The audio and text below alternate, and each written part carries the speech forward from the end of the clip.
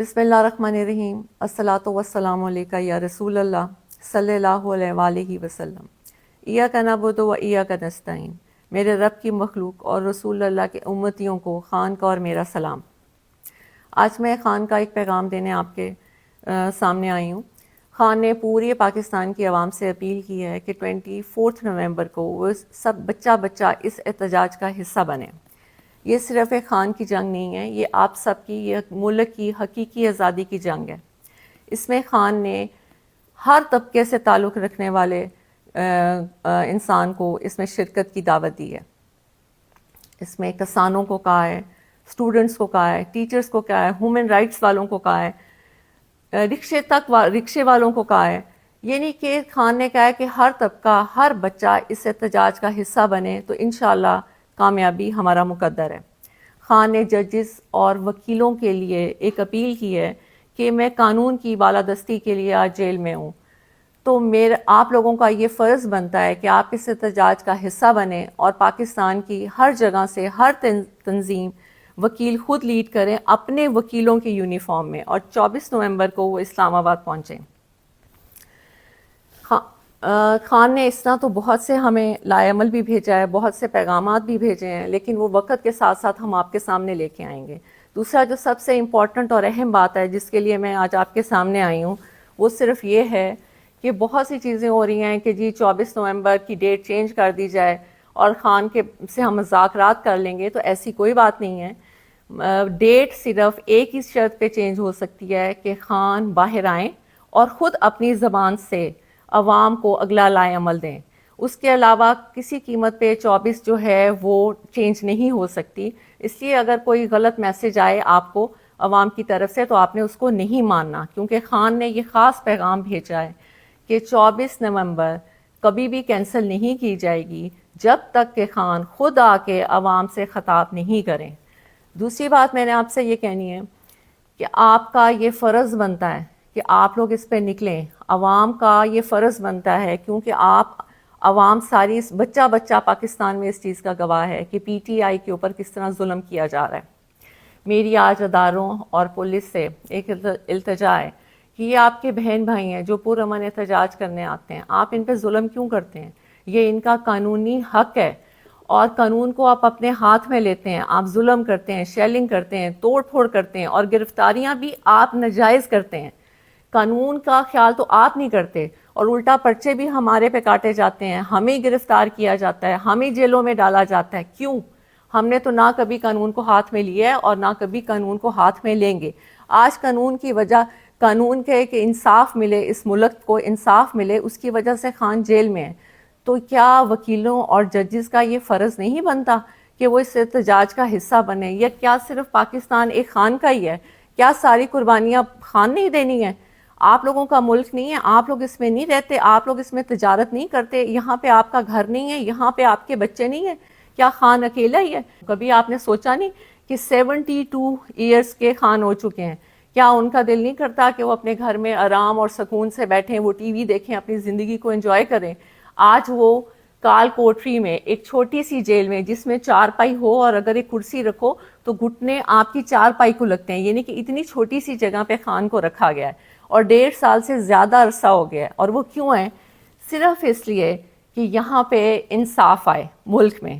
تو کیا ججز اور وکیلوں کی یہ ذمہ داری نہیں بنتی کہ ایک انسان جو انصاف کے لیے اندر بیٹھا ہے اور جو انصاف دینے کے دعویٰ دار ہیں، ججز اور وکیل، اور وہ خاموشی سے بیٹھے ہیں، بلکہ الٹا وہ یہ کہتے ہیں کہ جی بہت سے ہمیں پتہ لگ رہا ہے کہ جی پٹیشن دائر ہو رہی ہے کہ پی ٹی آئی کو احتجاج سے روکا جائے۔ کسی بھی قانون میں یہ نہیں ہے کہ آپ کسی کو پرامن احتجاج سے روکیں۔ ہماری آپ سے التجا ہے کہ آپ اس ظلم کو بند کر دیں۔ یہ بچے، یہ بہن بھائی آپ کے ہیں، یزید مت بنیں۔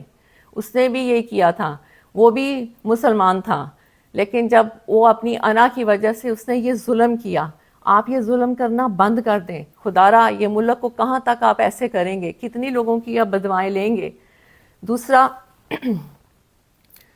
ہم نے نہ کبھی قانون ہاتھ میں لیے اور نہ لیں گے، اور آپ سے التجا ہے کہ آپ بھی قانون کو ہاتھ میں مت لیں۔ دوسرا، اداروں سے میں نے یہ کہنا ہے کہ یہ بالکل غلط ہے کہ خان بدلہ لیں گے کسی سے، شاید آپ لوگوں تک یہ پیغام نہیں پہنچتا۔ خان نے کہا ہے کہ طاقت میں آ کے کسی سے بدلہ لینے کا مطلب ہے کہ اللہ کی ناراضگی، اور انہوں نے کہا ہے کہ میں نے یہ جو جیل میں جتنا بھی ٹائم گزارا ہے یہ میرا ایک اللہ سے تعلق بنا ہے، جس میں میں نے یہ سیکھا ہے کہ طاقت میں آ کے معافی کا دروازہ کھولتے ہیں، نہ کہ ظلم کا دروازہ کھولتے ہیں۔ تو جو بھی یہ آ کے پیغام باہر دے رہا ہے کہ خان تو غصے میں ہے، خان آئے گا اور خان بدلہ لے گا، آج پورے عوام کے سامنے میں یہ آپ کو کلیئر کر دوں کہ یہ سب جھوٹی باتیں ہیں۔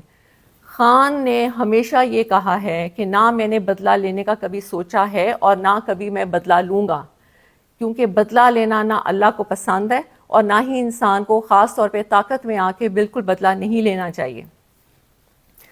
دوسرا میں نے آپ سب سے یہ کہنا تھا، کہنے کو تو بہت کچھ ہے لیکن بات اگر چھوٹی اور مختصر کی جائے تو وہ بہتر ہوتا ہے، کہ پورے پاکستان کے سیاسی نظام میں خان ایسے ہے جیسے کیچڑ میں کنول کا پھول، اور ہم نے خان کو اس لیے بچانا ہے کہ ان میں اور خان میں کیا فرق ہے؟ ان میں اور خان میں یہ فرق ہے کہ یہ لوگ اپنی کرسیوں، اپنی کرپشن کو بچانے کے لیے یہ سب ظلم کرتے ہیں اور حکومت میں آتے ہیں، اور خان صرف اپنے اللہ کو خوش کرنے کے لیے اور حقیقی آزادی ملک میں انصاف رائج ہو جائے، خان صرف اس کی جنگ لڑ رہا ہے۔ اور دوسرا میں آپ کو یہ بات بتاؤں کہ اکثر لوگ کہتے ہیں کہ یہ لوگ اپنے میٹنگز میں ہر جگہ الجہاد کے نعرے لگاتے ہیں۔ پہلی بات تو یہ کہ ہم نے کبھی بھی اپنے لوگوں یا ورکرز کو نہیں کہا کہ وہ جہاد کے نعرے لگائیں، وہ ان کے دلوں سے نکلتا ہے اور وہ خود لگاتے ہیں۔ اس پہ مجھے ایک بات بہت خان کی پرانی یاد آئی، مجھے نہیں پتا کہ یہ آپ کو بتانی چاہیے کہ نہیں، لیکن میرے دل میں تھا کہ مجھے یہ آپ کو بتانی چاہیے، کیونکہ جب میں نے الجہاد کے نعرے سنے تو میرے ذہن میں یہ آیا کہ یہ تو لوگ خود بخود نکال رہے ہیں، اور یہ کیوں نکال رہے ہیں کہ انسان سمجھتا ہے کہ وہ کر رہا ہے، جبکہ ہر چیز کرنے اور کرانے والی رب کی ذات ہوتی ہے۔ اگر دشمن دشمنی کر رہا ہے تو وہ بھی اللہ کی مرضی سے کر رہا ہے، اگر دوست دوستی کر رہا ہے یا ہم کوئی اچھا کام کر رہے ہیں تو وہ بھی ہم اللہ کی مرضی سے کر رہے ہیں۔ یہ صرف علیحدہ بات ہے کہ برے لوگوں کے لیے برے کام رکھ دیے جاتے ہیں اور اچھے لوگوں کے لیے اچھے کام رکھ دیے جاتے ہیں۔ تو ہماری تو ہمیشہ یہی دعا رہی ہے کہ یا اللہ ہمارے ہاتھ سے اچھے کام کرائیں۔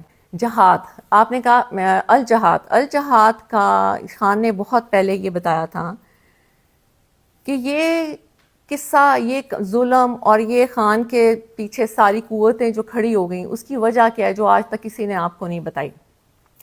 خان جب سب سے پہلے ننگے پاؤں مدینہ شریف گئے تھے تو جب وہ واپس آئے تھے تو فوراً ہی باجوہ کو کال آنا شروع ہو گئی تھی کہ یہ تم کیا اٹھا کے لے آیا، ہم اس ملک میں شریعت کا نظام ختم کرنے لگے ہیں اور تم شریعت کے ٹھیکیداروں کو لے آئے ہو، اور ہمیں یہ نہیں چاہیے۔